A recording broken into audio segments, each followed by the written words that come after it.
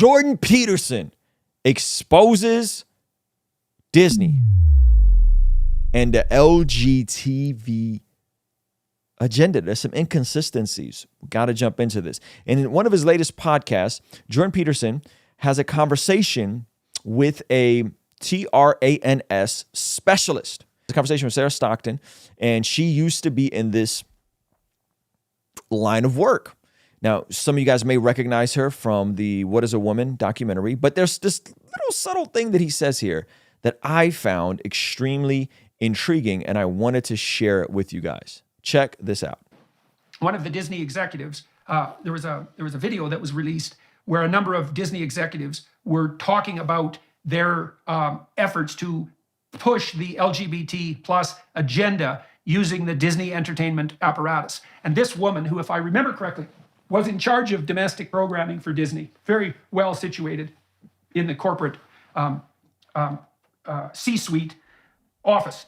And she said in the video that she had a 5-year-old and a 7-year-old, and one of them was trans, and the other was pansexual. Okay, and so then I did a quick statistical calculation. So you guys keeping up?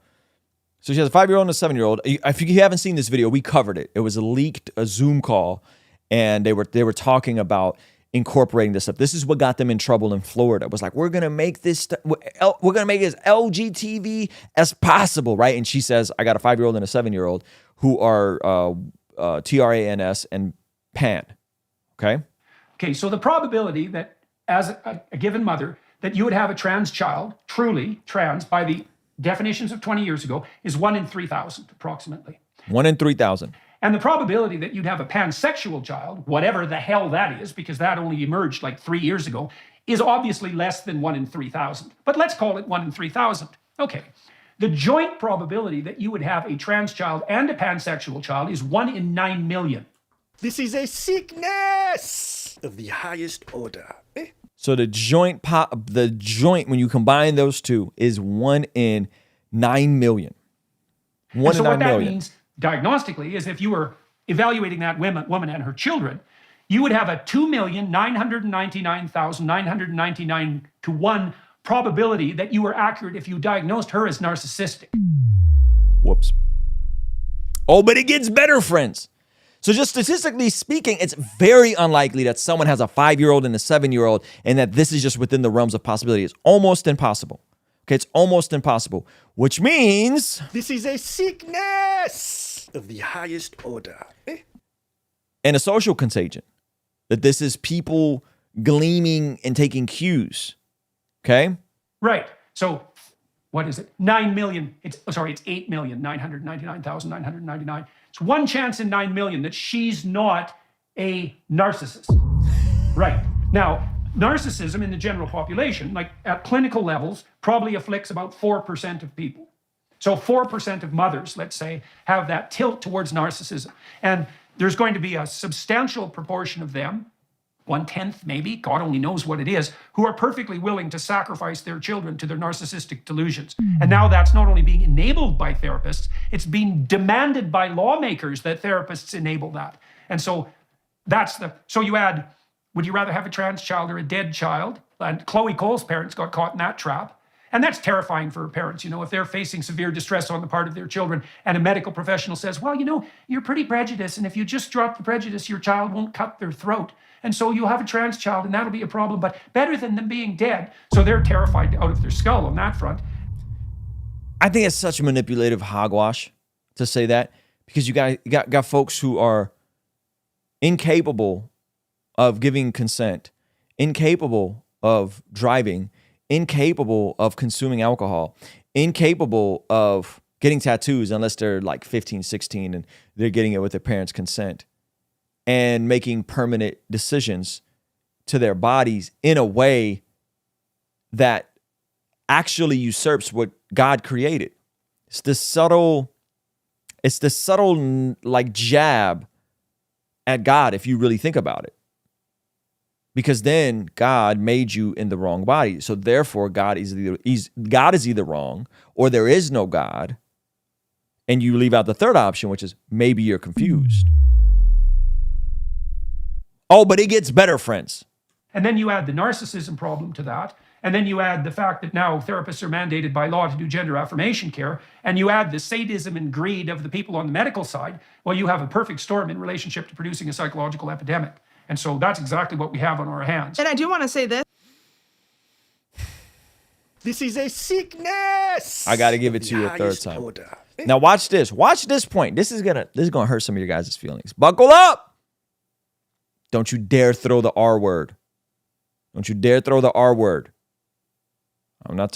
Just listen. Listen to what they point out next. And I hope it doesn't get me in trouble. And I'm sure Oh, it will. that people will come and have the opposite to say. One thing I will say, and with this obsessive. So remember, this is a TRANS care specialist. Her name is Sarah Stockton. She was working in this stuff super early, okay, with these kids. And listen to what she points out. This is going to shock you. You guys ready? Obsession with identity. If this was really going on, I would see this increase across races. Oops. Let that linger. I'm going to let that linger for a minute. Why don't we see it across races? Why don't we see it across races? Oops. I didn't. The majority of this is happening to white Caucasians. And I can't. Yeah, well, you know, that's a straight. Oh, yes, ladies and gentlemen. This isn't happening across races. This isn't happening across continents. This isn't happening everywhere. This is happening within a very specific demographic of people. I wonder why.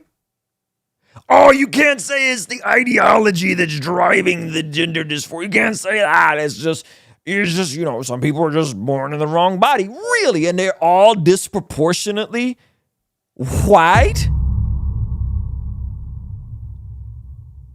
They're all born to liberal Karens? Really? Wonder what the odds of that are. Strange thing, eh? Because the same was true for anorexia and bulimia. Yeah. Oops. Yeah. You know, and it was not only, and it's an interesting thing to speculate Yeah. about, you know, because it's not obvious why that is. We know that more liberal white girls are much more likely to be depressed and anxious. Correct. And I think so. Maybe the link with dysphoria is that radically unconstrained freedom is destabilizing. Yes. Right. You know. So here's an example. If you have a 3-year-old kid. Radically unrestrained freedom is destabilizing. I'm going to run this back because I got a point. We're going to glue this all together. But listen to this one more time. Constrained freedom is destabilizing. Dysphoria is that radically unconstrained freedom is destabilizing. Yeah. Radically unconstrained freedom is unstabilizing. Yes. Right. You know, so here's an example. If you have a 3-year-old kid and maybe they have 30 outfits in their closet and you open the door and you say, you can pick whatever you want. The child will also often be confused by that. And if you say, look, you have to wear this, then they'll be annoyed. Yes. But if you lay like 3 outfits on the table, on the bed, and you say, which of those do you like? The child will pick one and be perfectly happy. Now, there's a consumer choice literature like that too. So you might imagine you go to the pharmacy and you have only one shampoo to buy. Well, you're not very happy about that because there's one damn shampoo. I mean, This is me growing up in communist Russia, by the way. Communist Soviet Union. who cares really? But you get the point. Now imagine instead that there were 200. You think, well, that's great. Look at all the choice. But what you find is, well, if there's 200 shampoos, the probability that you picked the best shampoo is 0. Because like, what the hell do you know about shampoo? And This is also called decision fatigue. When you got too many options, you get analysis of paralysis. so it turns out that there's this nexus where there's the proper amount of choice. And it's a choice between a couple of alternatives. This is what you do when you play a game. You know, when you play chess, you can't use a basketball. But there's some things you can do in just the right amount. And the problem with the radical liberal subjective whim identity theory is that people drown in possibility. It's like, well, who are you? You're telling your kid, you can be anything you want. Well, do you mean anything? You mean anything? Do you mean I can be a girl? Do you mean I can be a boy? Can I be both? Can I be neither? Can I change that moment to moment? Yes, dear, you can be anything. Can I be a pussycat? Now, you talked about furries. Let's talk about that for a minute. What have you seen on that front? Yes, and I actually got a lot of pushback off of this small piece in the documentary. Yeah, I have kids coming to schools and teachers saying we're not doing anything because they're saying it's a queer identity. Now, again, I hear from the queer individuals that they do not own the furries. So the furries don't want to be owned by the LGTV and this is amazing. I want to make that very clear right now. But they are coming to school with tails and meowing, and This is a sickness now of the highest order. it's important for us to note something. When we think of freedom in the worldly sense, we're thinking, hey, unrestrained access to do what I want when I want. However, biblical freedom is not the same as worldly freedom. See, biblical freedom is actually the freedom to no longer being a slave to sin. So when you're freed from the desire and the need to continue and remain spiritually dead.